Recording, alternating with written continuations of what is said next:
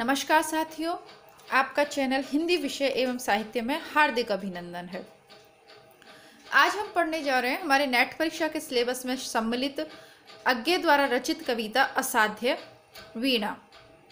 असाध्य वीणा एक लंबी और रहस्यवादी कविता है। परीक्षा उपयोगी दृष्टि से इस कविता को प्रारंभ करने से पहले कुछ तथ्य हैं जो हम जान लेते हैं, जो परीक्षाओं में बार बार पूछे जाते हैं। सबसे पहला जो पूछा जाता है वर्तमान में, जिस प्रकार नेट का पुराना पैटर्न आपने देखा होगा, पुराने पेपर देखे होंगे, तो वर्तमान पैटर्न में कि यह कविता कौन से काव्य संग्रह में, तो ये मेरे पास पूरा काव्य संग्रह है अंगे का, तो मैं आपको बतला देना चाहती हूँ कि यह कविता जो है आंगन के पार द्वार अज्ञे जी का काव्य संग्रह है, इसमें संकलित है। और ये महानुभाव अज्ञे जी की तस्वीर है, आप देख लीजिए और दिमाग में अंकित कर लीजिए, क्योंकि यह प्रयोगवाद और नई कविता दोनों विचारधाराओं के प्रवर्तक कवि हैं। बार बार परीक्षाओं में इनसे संबंधित प्रश्न पूछे जाते हैं, तो अच्छे से इनको देख लीजिए। यह इनका काव्य संग्रह है आंगन के पार द्वार। ये शायद इनका 8वां काव्य संग्रह, जहां तक मुझे याद है। ज्ञानपीठ पुरस्कार से सम्मानित साहित्यकार हैं अज्ञे जी।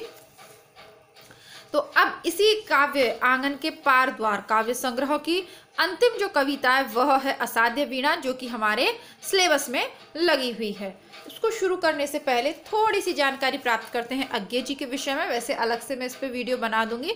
जो महत्वपूर्ण बात वो है जो जाननी है वो यह है कि 1964 में आंगन के पार द्वार पर साहित्य अकादमी पुरस्कार इन्हें मिला था। ठीक है, 1964 में इनको साहित्य अकादमी पुरस्कार मिला था आंगन के पार द्वार के लिए। फिर है 1965-68 में साहित्यिक साप्ताहिक दिनमान का, और 1977 और 79 में नवभारत टाइम्स का इन्होंने संपादन किया। 1983 में गोल्डन ब्रेथ अंतर्राष्ट्रीय पुरस्कार इन्हें मिला। वत्सल निधि संस्था की स्थापना और साहित्य और संस्कृति की सेवा की।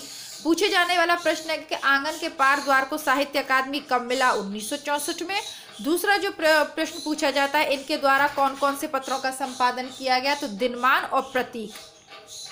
ठीक है, आगे देखते हैं इनका कृतित्व। इन्होंने लगभग 17 कविता संग्रह लिखे, 7 कहानी संग्रह लिखे, 3 उपन्यास लिखे, 1 नाटक लिखा, 2 यात्रावृत्त लिखे। यात्रावृत्त इनका अरे यायावर रहेगा याद काफी प्रसिद्ध है। 3 डायरियां तथा अनेक निबंध और पत्र संकलन प्रकाशित किए। इनकी कृतियों का संपादन तथा कई विदेशी कृतियों का इन्होंने अनेक कृतियों का संपादन किया और अनेक विदेशी कृतियों का अनुवाद किया। अनेक रचनाएं अंग्रेजी, जर्मन, स्वीडिश में अनुदित भी हुई हैं इनकी। 1978 में काव्य संकलन कितनी नावों में कितनी बार के लिए ज्ञानपीठ पुरस्कार से इन्हें सम्मानित किया गया? तो 3-4 प्रश्न निकल के आते हैं। आंगन के पार द्वार पर साहित्य अकादमी इनको मिला 64 में, और 78 में मिला इनको ज्ञानपीठ पुरस्कार कितनी नावों में कितनी बार के लिए। ठीक है, तो इस प्रकार आप जान सकते हैं कि ये कितने महत्वपूर्ण और प्रतिष्ठित कवि और लेखक हैं हिंदी साहित्य के। अब आंगन के द्वार में 1959 से लेकर 61 तक की कविताएं जो अज्ञे जी ने लिखी हैं, उनका संकलन हुआ है। थोड़ा सा इसके विषय में परिचय प्राप्त करते हैं ताकि हम अपनी कविता को अच्छे से समझ पाएं। देखिए, मैं आपको सीधे कविता भी पढ़ा सकती हूँ, लेकिन कविता में कुछ ऐसा प्रथम दृष्टि में अगर आप ये सब नहीं जानते हैं तो बहुत सीधे से शब्द में लिखी हुई है, उसमें कोई ऐसे गूढ़ अर्थ नहीं है उसका। आपको प्रथम दृष्टया लगेगी कि इतनी सरल कविता है, इसमें है ही क्या, है ना, सीधा सीधा तो लिखा हुआ है, लेकिन वो सीधी नहीं है। ये कविता प्रतीकात्मक कविता है, इसके गूढ़ रहस्य हैं, इसके 2 अर्थ, कई जगह पे उसके 2-2 अर्थ निकलते हैं। खैर, इस संबंध में आगे बात करेंगे, पहले थोड़ा सा इसको परिचय प्राप्त करते हैं। आंगन के पार द्वार भीतर की ओर जितना खुलता है उतना ही बाहर की ओर।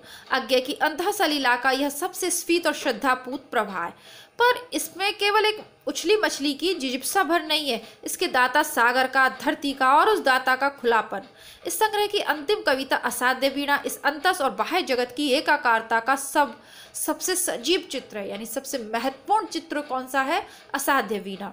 यदि चक्राशिला की 15 कविताओं में मौन के माध्यम से विराट से जुड़ने की प्रक्रिया है और वत्सल भाव से सहलाती एक दीठ है, तो उसके बाद वाली कविताओं में परिपक्व और परिष्कृत चित्र का विनय और अर्पण भी अर्पण का उत्कर्ष भी, यानी कि जो असाध्य वीणा है उसमें हम क्या देखेंगे, विनय और अर्पण भाव का, समर्पण भाव का उत्कर्ष इस कविता में देखने को मिलता है। इस संग्रह तक आते आते अज्ञे का काव्य निखार और गहराई के ऐसे उत्कर्ष पर पहुंचा है जिसमें भारतीय चिंतन परंपरा की विश्व से संयोजन की क्षमता साकार हो उठी है। इस दृष्टि से यह संग्रह हिंदी काव्य की अद्वितीय उपलब्धि है। इसने यह सिद्ध कर दिया कि अज्ञे प्रश्न छेड़ने में ही नहीं, उत्तर पाने में भी कुशल है। यह जरूर है कि ये उत्तर उन्होंने बाहर से नहीं भीतर से पाए हैं, यानी कि अपनी आत्मा द्वारा, अपने आत्मज्ञान द्वारा, अपनी साधना द्वारा पाए हैं। साहित्य अकादमी पुरस्कार से सम्मानित आंगन के पार द्वार नई कविता की नहीं, आधुनिक हिंदी कविता की अत्यंत प्रांजल और प्रौढ़ उपलब्धि है। ठीक है, तो ये जान लिया हमने कि असाध्य वीणा इतनी महत्वपूर्ण क्यों है। ठीक है, कविता बिल्कुल सीधी सी दिखेगी आपको, लेकिन इससे पहले कुछ परीक्षा उपयोगी जो तथ्य हैं उनके विषय में मैंने एक जगह आपके लिए संकलन किया है उन सभी तथ्यों का, तो उनके विषय में जानकारी प्राप्त करेंगे। देखिए, ये असाध्य वीणा है, यह एमए के सिलेबस में भी लगी हुई है। सेकंड ग्रेड और फर्स्ट ग्रेड के पेपर में भी इससे संबंधित प्रश्न पूछे जाते रहे हैं। आईएएस यानी यूपीपीएससी के सिलेबस में भी यूपीपीएस के सिलेबस में भी लगी हुई है। साथ ही झारखंड स्टेट सहित कई अन्य स्टेट की जो मेंस एग्जाम होता है जिसमें हिंदी साहित्य का आप चुनाव करते हो विषय के रूप में, तो मेंस सिलेबस में भी यह कविता लिखी हुई है। बताने का तात्पर्य मेरा बस इतना सा है कि तो यह एक साधारण कविता नहीं हो सकती जितनी साधारण यह हमें दिख रही है। अब इस कविता से संबंधित कुछ तथ्यात्मक जानकारी हम यहाँ लेंगे, उसके बाद इस कविता को शुरू करेंगे। जैसा कि आप जानते हैं कि मैं कभी भी आपको शॉर्ट में नहीं पढ़ाती हूँ। शॉर्ट में जानकारी दे देना या 10 मिनट में या 15 मिनट में कविता के मुख्य अंश पढ़ा देना मेरा उद्देश्य नहीं है। मेरे पास ये काव्य संग्रह है तो इसकी जो महत्वपूर्ण बातें हैं वह भी मैंने आपको बताई। साथ ही परीक्षा में किस किस दृष्टि से आपसे प्रश्न पूछे जा सकते हैं वह भी हम साथ में साथ देखते चलेंगे और फिर देखेंगे अपनी कविता, ताकि इससे संबंधित कोई भी प्रश्न किसी भी तरीके से बनकर आए, इधर से उधर से, क्योंकि परीक्षक सीधे प्रश्न अब कम पूछता है।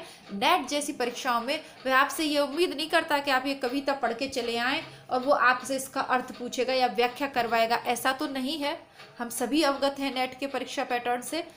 तो फिर क्या मतलब आपको इसका कितना ज्ञान है, आपने इससे कितना भाव और अर्थ ग्रहण किया, यह जानना भी जरूरी है। बहुत बार बहुत से विद्यार्थियों का यह प्रश्न आता है कि मैडम हमने सिलेबस कंप्लीट कर लिया था, बहुत मेहनत करी, इतने घंटे पढ़ाई करी, फिर भी नेट नहीं हो पाया, या फिर 3 बार या 4 बार नेट हो गया लेकिन जेआरएफ नहीं हो पाया।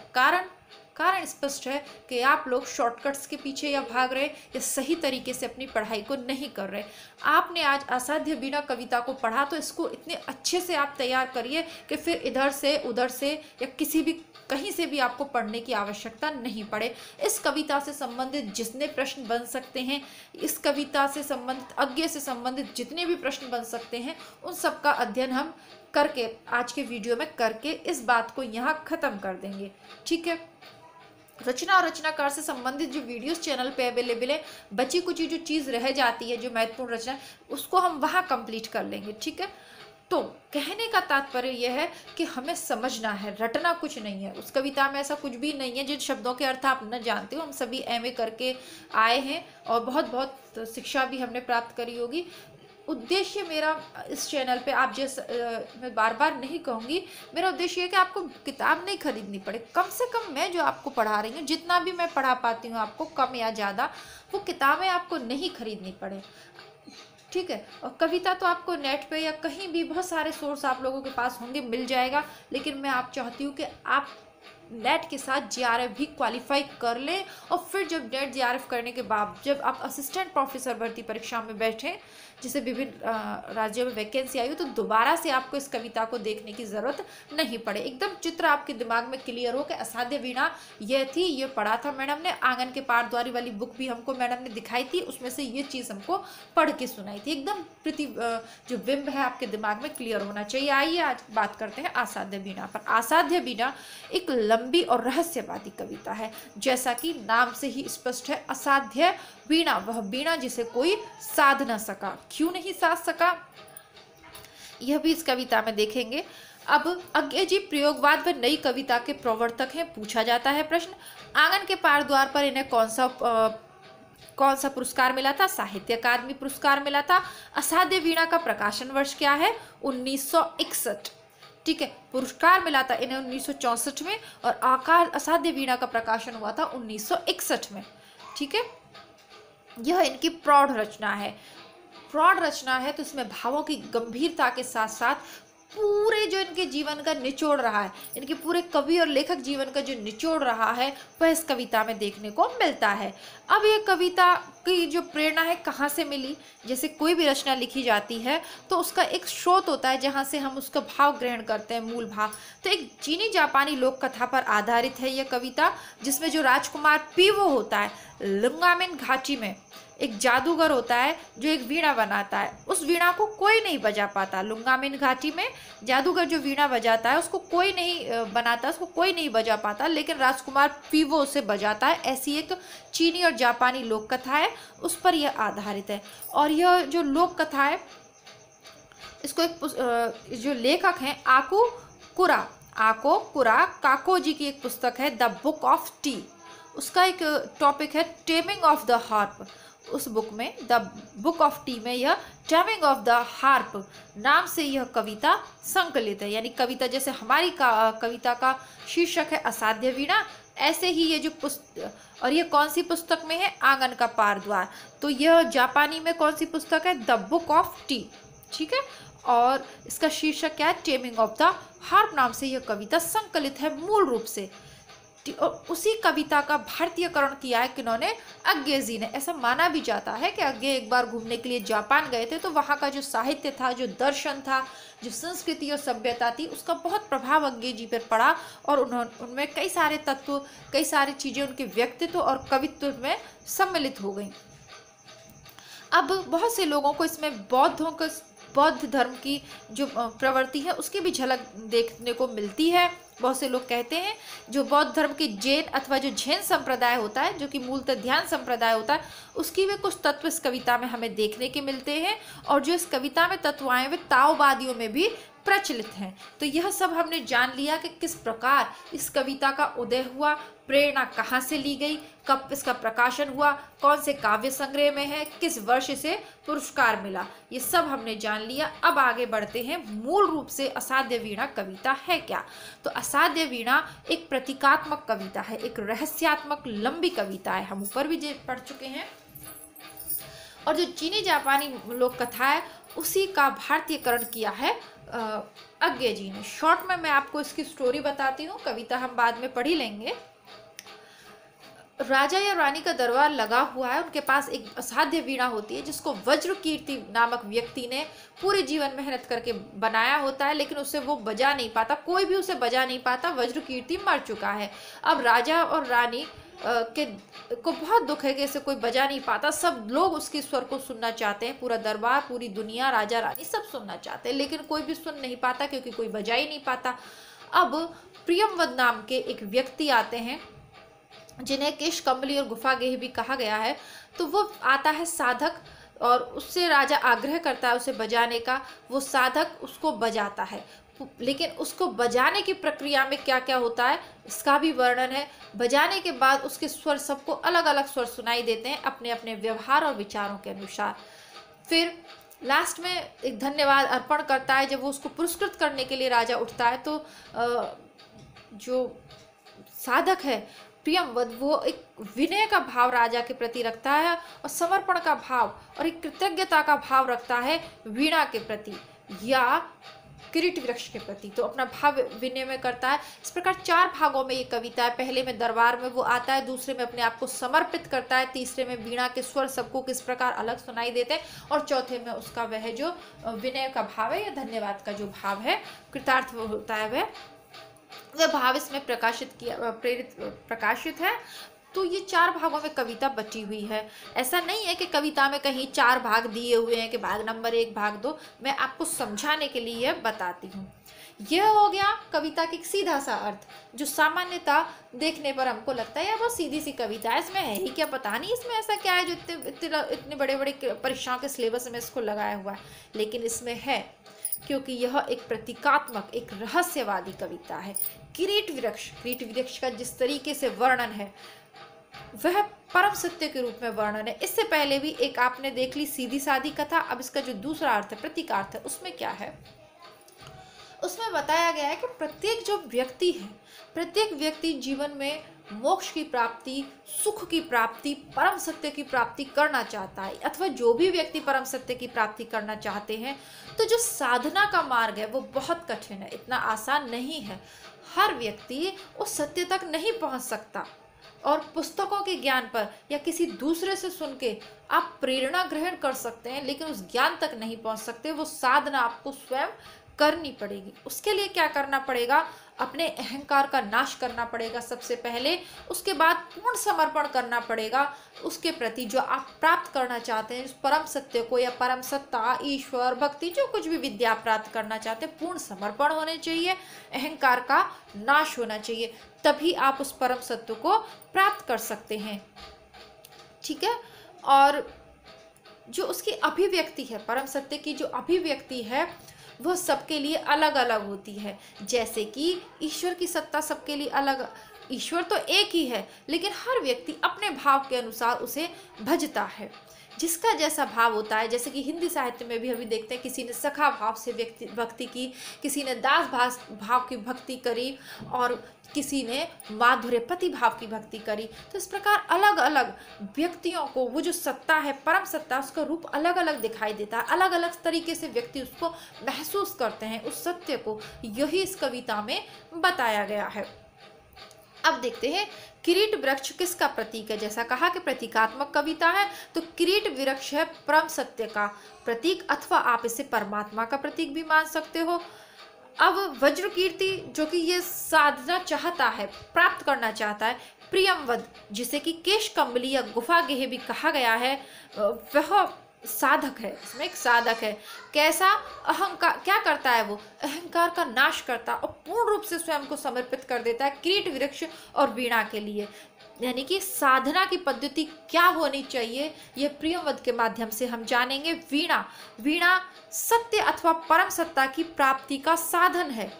ठीक है, तो साधन है। वीणा को जिस प्रकार वो बजा रहा है पूर्ण समर्पण से, उसी प्रकार साधना के मार्ग पर हमें चलना पड़ता है पूर्ण समर्पण के साथ, तब हम उस ईश्वर को प्राप्त कर पाते हैं। और जो वीणा के सुर अथवा जो संगीत निकलता है वो परम सत्य की अभिव्यक्ति है। जैसे मैंने कहा कि सुर सबको सभा में अलग अलग सुनाई देते हैं, क्योंकि परम सत्य या परम सत्ता, ईश्वर, परमात्मा सबके लिए अपने अपने रूप में लोग उसे देखते हैं। जैसे कि आपने देखा होगा कि जब वर्णन आता है रामचरितमानस में, कि रामचंद्र जब आते हैं जनक की सभा में, तो कहते हैं ना कि जिसकी जैसी प्रभु मूरत दे, जिस जाकी रही भावना जैसी, प्रभु मूरत देखी न तैसी। तो जिसकी जैसी भावना थी उसने उसी हिसाब से रामचंद्र भगवान को देखा।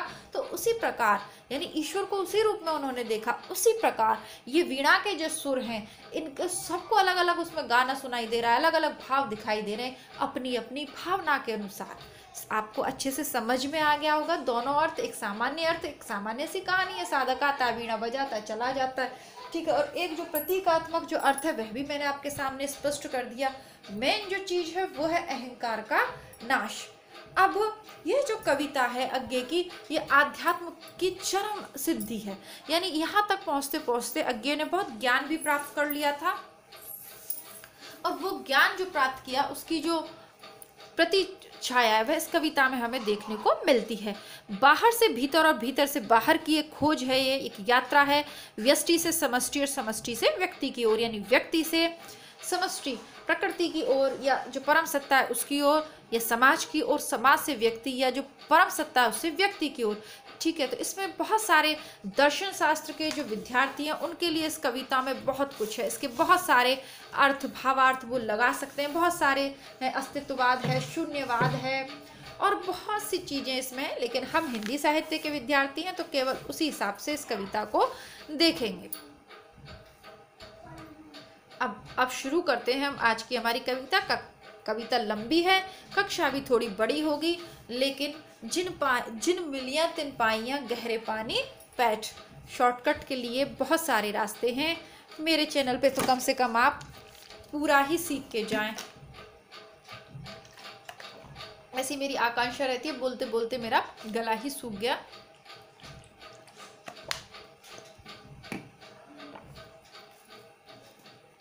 शुरू करते हैं आज की कविता। बहुत कुछ हमने इस कविता के बारे में समझ लिया है, अब जल्दी से कविता देखते हैं। आ गए प्रियंवद केश कंबली गुफा गेह। राजा दरबार लगा हुआ है, वहाँ प्रियंवद आते हैं। केश कंबली प्रियंवद को कहता है। उसके केश इतने बड़े बड़े हैं जैसे व्यक्ति चारों तरफ से कंबल लपेट लेता है अपने ऊपर, इसी प्रकार उसकी जटाओं ने और उसको कंबल की भांति चारों तरफ से उसके केशों ने उसे घेर रखा है।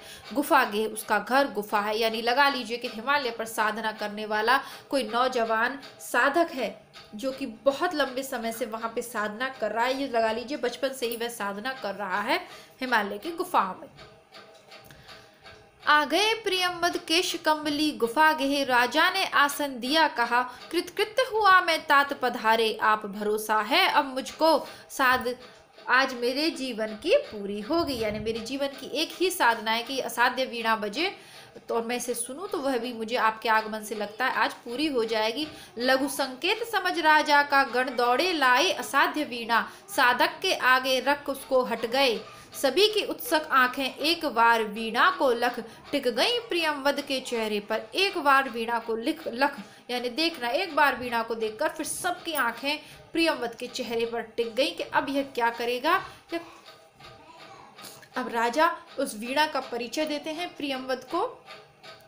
यह वीणा उत्तराखंड के गिरी प्रांतर से घने वनों में जहां तपस्या करते हैं ब्रह्मचारी, बहुत समय पहले आई थी।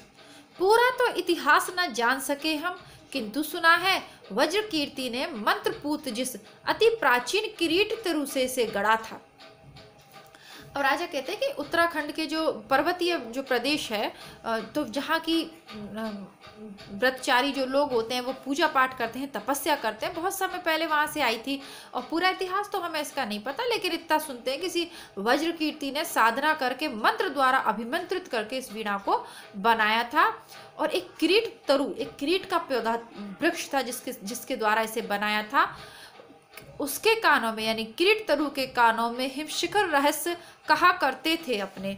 तो वो इतना विशाल जो था किरीट पर्वत के, ऐसा लगता था किरीट के वृक्ष का कि जो हिमशिखर हैं, जो पर्वत है वो अपने विशाल रहस्य उसके कानों में कहा करते हैं, यानी उसकी ऊंचाई अत्यधिक बड़ी है।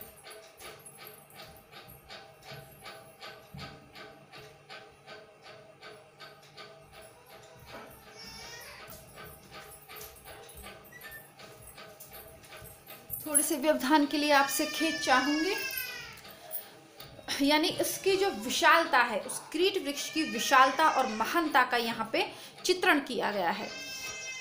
उसके कानों में हिमशिखर रहस्य कहा करते थे, अपने कंधों पर बादल सोते थे। यानी ऊंचाई इतनी अधिक थी कि वह ब्रह्मांड तक जा पहुंचा था, आकाश तक जा पहुंचा था। जब उसके कंधों पर ही बादल आ जाते थे तो फिर उसका सिर तो आकाश तक पहुंच गया था। उसकी करी सी डालें हिम वर्षा से पूरे वन यूथों का कर लेती थी परित्राण। वन यूथ यानी वनों के समूह। तो उसकी करशुंडी सी डाल, हाथी के सूंड के समान उसकी बड़ी बड़ी डालें थी। और वो क्या करती थी, हिम वर्षा से यानी जब बर्फ गिरती थी तो बर्फ की वर्षा से पूरे के पूरे वनों को घेर लेती थी। इतनी बड़ी बड़ी उसकी शाखाएं थी। कल्पना कीजिए आप इतने विशाल वृक्ष की जो आकाश तक ऊंचा हो और इतनी बड़ी बड़ी उसकी जो चारों तरफ फैली हो कि शाखाओं से वन प्रदेश पूरे ढक जाते थे। कोटर में भालू बसते थे और उसकी कोटरें इतनी बड़ी बड़ी थी कि वहाँ पे विशाल भालू बसते थे। वैसे कोटरों में पक्षी रहा करते हैं छोटे मोटे पेड़ की कोचर में, लेकिन वहाँ विशाल भालू रहा करते थे। केहरी उसके बलकल से कंधे खुजलाने आते थे और जो सींग है वह उसकी छालों से अपने कंधे खुजलाने आते थे। यानी एक एक छाल इतनी बड़ी थी।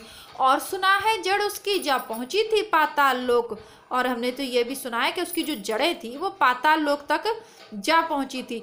उसकी गंध प्रणव शीतलता से फणटिका नाग बासुकी सोता था। और उसकी जो गंध थी, सुगंध थी और ठंडक थी, उसी से जो नागों का स्वामी है बासुकी अपना फन टिका कर सोता था। कहते हैं बासुकी बहुत ही विशाल नाग होता है, तो वह भी उससे फन टिका करके सोता था। इतना महान वो विशाल वृक्ष था कि उसका सिर आकाश में था और जड़ें कहाँ थी, पाताल में। अब जैसा कि हमने देखा, आपने देखा कि ये कीट वृक्ष किसका प्रतीक है, तो कीट वृक्ष परम सत्य का प्रतीक है, परम सत्ता का प्रतीक है। यानी जो सत्ता है, परम सत्या है, सत्य है, उसकी व्यापकता पाताल लोक से लेकर आकाश तक, यानी संपूर्ण सृष्टि में, संपूर्ण ब्रह्मांड में फैली हुई है, वह व्याप्त है, परम सत्ता या परम सत्य है।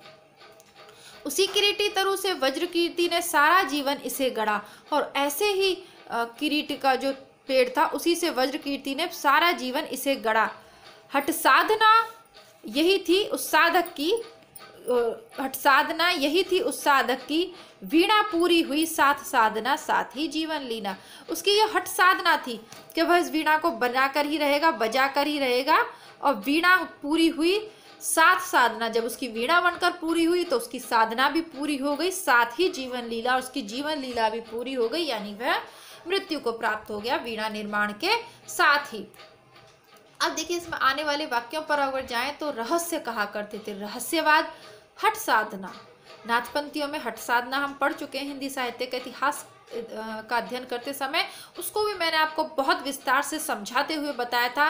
मैंने आपको तब भी कहा था कि मैं जो चीज़ें आपको समझाते हुए चल रही हूँ इसे आप व्यापक रूप से समझते चलिए, न केवल हिंदी साहित्य का इतिहास बल्कि हिंदी की परीक्षाओं में ये सब चीज़ें, छोटी छोटी चीज़ें हैं जो आपको शायद ही कोई बताए तो काफ़ी काम आएंगी। तो ऐसा स्पष्ट इसमें उल्लेख नहीं किया गया, लेकिन जैसा कि मैंने आपको कहा कि प्रतीकात्मक कविता, एक एक शब्द के बहुत सारे अर्थ यहाँ देखने को मिलेंगे। राजा रुके, सांस लंबी लेकर फिर बोले, मेरे हार गए सब जाने माने कलावंत, सबकी विद्या हो गई अकारण दर्प चूर। अकारथ दर्प चूर, मतलब मेरे जब जाने माने कला विद्वान थे वो सब हार गए, सबकी विद्या बेकारी गई, अखारत हो गई, दर्प चूर, उनके जो अभिमान थे वो चूर चूर हो गए। कोई ज्ञानी गुणी आज तक इसे ना साध सका, और कोई ज्ञानी और गुणी ऐसा नहीं हुआ जो इसे आज तक इसको बजा सका। अब यह असाध्य वीणा ही ख्यात हो गई, इसीलिए यह असाध्य वीणा के रूप में ही ख्याति प्राप्त कर रही है। पर मेरा अब भी है विश्वास, लेकिन मुझे अब भी ऐसा विश्वास है, कृच्छ तप व्रज कीर्ति का व्यर्थ नहीं था, कि ये जो उसने इतना महान क्लिष्ट तप किया वज्र कीर्ति का, वो व्यर्थ नहीं था। वीणा बोलेगी अवश्य, वीणा अवश्य ही बोलेगी, पर तभी इसे जब सच्चा स्वर सिद्ध गोद में लेगा। तात्प्रियम वद, लो यह सम्मुख रही तुम्हारे वज्र कीर्ति की वीणा, यह मैं, यह रानी भरी सबाई है, सब उद्रुग पर्युत्सुक जनमात्र प्रतीक्षमान। तो वो उसको वज्रकीर्ति को ये वीणा देते हुए कहते हैं कि लो अब ये तुम ही इसको साधो, सब उदग्र है, मैं ये मेरी रानी, मेरी प्रजा, समस्त दरबारी गण और पूरी प्रजा इस वीणा के बजने के लिए प्रतीक्षारत खड़ी हुई है।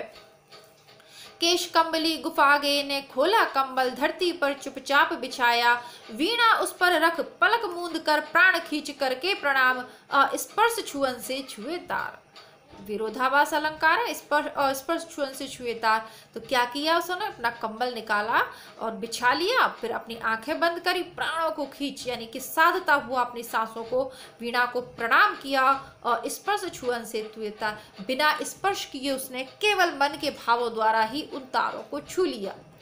उसने वीणा को हाथ से बजाने की कोशिश नहीं करी है कि हाथ से उन तारों को कर रहा, मन के द्वारा, अपने मन के द्वारा प्राणों को साध कर, सांसों को खींचकर विनय पूर्वक उसने अस्पर्श छुअन से, बिना स्पर्श किए केवल भावों द्वारा, केवल अपने सोच करके, मैंने से ऐसा सोच लेते हैं ना मन में। एक देखिए साधना की ये बहुत सारी पद्धतियाँ होती है, जैसे मैंने कहा कि दर्शन में इसके बहुत सारे अर्थ विभेद हो सकते हैं।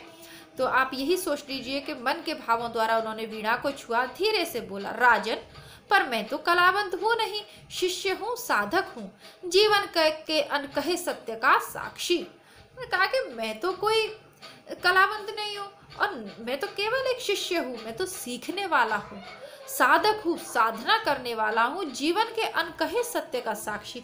जीवन का वह सत्य जो आज तक किसी ने नहीं कहा, उस सत्य का मैं साक्षी हूँ। वज्र कीर्ति विस्मयबोधक वाक्य, प्राचीन किरीट तरु अभिमंत्रित वीणा, ध्यान मात्र इनका तो गदगद विहल कर देने वाला है कि वज्र कीर्ति की साधना और किरीट तरु की महानता और अभिमंत्रित वीणा, इनके तो ध्यान मात्र से ही मैं गदगद और भाव विहल होता जाता हूँ।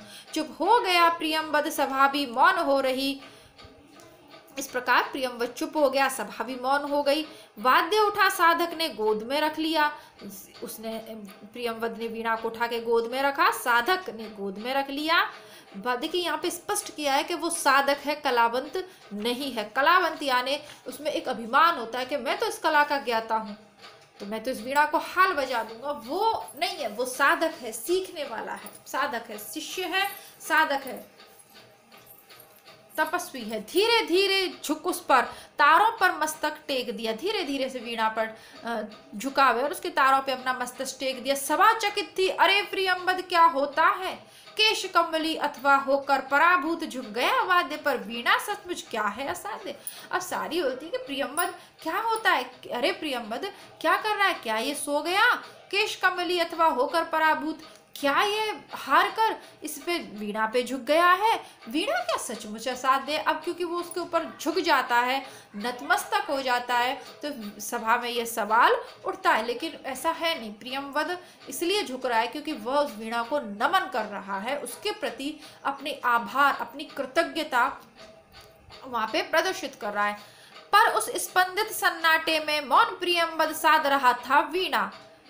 तो लेकिन उस स्पंदित सन्नाटे में मौन प्रियंवद उस वीणा को साध रहा था, सोया नहीं था, नहीं, स्वयं अपने को शोध रहा था, नहीं, वह स्वयं अपना शोधन कर रहा था, स्वयं को परिष्कृत कर रहा था। सघन निविड़ में वह अपने को सौंप रहा था उसी किरीट तरु को। अब देखिए यहाँ से थोड़े से भाव अलग हो जाते हैं और इसको पूरी कविता को हम एक वीडियो में तो कर नहीं पाएंगे, 2 वीडियोस में इसको करेंगे। तो थोड़ा सा अभी देखते हैं, बाकी की कविता हम कल के यानी इसके दूसरे भाग में देखेंगे। सघन निविड़ में वह अपने को, अब वो स्वयं को शोध रहा था, अपने अंदर वह शोधन कर रहा है, अपने अंदर वो विचार ला रहा है, विचारों में क्या देख रहा है, वो उस किरीट तरु को सौंप रहा है, स्वयं को अर्पित कर रहा है इस किरीट तरु के प्रति। कौन प्रियंवद है यह कि दंभ कर इस अभिमंत्रित कारुवाद्य के सम्मुख आवे? तो ऐसा कौन है जो दंभ करके, अभिमान करके इस अभिमंत्रित कारुवाद्य के करुवाद्य ने हाथ से बजाने वाले वाद्य के सम्मुख आवे? प्रश्नवाचक चिन्ह। ऐसा कौन प्रियंवद है? कौन बजावे, कौन इसे बजावे? यह वीणा जो स्वयं एक जीवन भर की साधना रही, जो स्वयं पूरे जीवन की साधना भूल गया था केश कमली राजसभा को, तो ऐसा कौन है जो इस वीणा को बजा पाएगा? क्योंकि यह तो पूरे जीवन भर की किसी व्यक्ति की साधना है, इसे कौन इतनी आसानी से साध लेगा? प्रश्नवाचक चिन्ह है। अब क्या होता है, भूल गया था केश कम्बली राज्यसभा को। अब वो जो प्रियंवद है वो भूल गया कि वह राज्यसभा में कंबल पर अभिमंत्रित एक अकेलेपन में डूब गया था। वह अपनी कंबल पर मंत्र द्वारा या मंत्र मुग्ध सा होके ये कह लीजिए अपनी साधना में अपने आप में डूब गया। जब व्यक्ति साधना की अवस्था में होता है, ध्यान की अवस्था में होता है, तो उसे चारों इस दुनिया की खबर नहीं होती, वह अपने अंदर की गहराइयों में अपने अंदर में ही डूब जाता है। जिसके साक्षी के आगे था जीवित वह किरीट तरु, और वह अपनी कल्पना में या अपनी शक्ति द्वारा अब क्या सोच रहा है कि किरीट तरु के सम्मुख वह है जिसकी जड़ बासुकी के फण पर थी आधारित, जिसके कंधों पर बादल सोते थे और कान में जिसके हिमगिरी कहते थे अपने रहस्य संबोधित कर उस तरु को करता था नीरव एकालाप प्रियंवद। अब उसी विशाल महान किरीट तरु को संबोधित करके जो प्रियंवद है नीरव एकालाप, नीरव यानी बिल्कुल शांत एकालाप करता है। जिस प्रकार वीणा पे विभिन्न प्रकार के आलाप प्रलाप निकलते हैं तो वो करता है, लेकिन नीरव, उसमें शब्द नहीं है, शांति है चारों तरफ, बिना आवाज। जैसे कि अभी तो आपने पढ़ा था और स्पर्श छुअन से छुए तार, उसी तरफ नीरव एकालाप। अब जब आलाप है तो स्वर होगा, लेकिन ऐसा नहीं है, वो नीरव एकालाप करता है क्योंकि वह साधक है। ओ विशाल तरु शस्त्र सहस्त्र पल्लवन पतझरों ने जिसका नित रूप संवारा, कितनी बरसातों कितने खग्योतों ने आरती उतारी, दिन भर कर गए गुंजरित रातों में झिल्ली ने अनथक मंगल गान सुनाए, सांझ सवेरे अनगिन अनचिन्हे खक्कुल की मोद भरी क्रीड़ा काकली, डाली डाली को कपा गई ओ दीर्घकाय। अब वो किरीट तरु के प्रति सौम्य को समर्पित करते हुए प्रियंवद कहता है, सत सौ सहस्त्र हजारों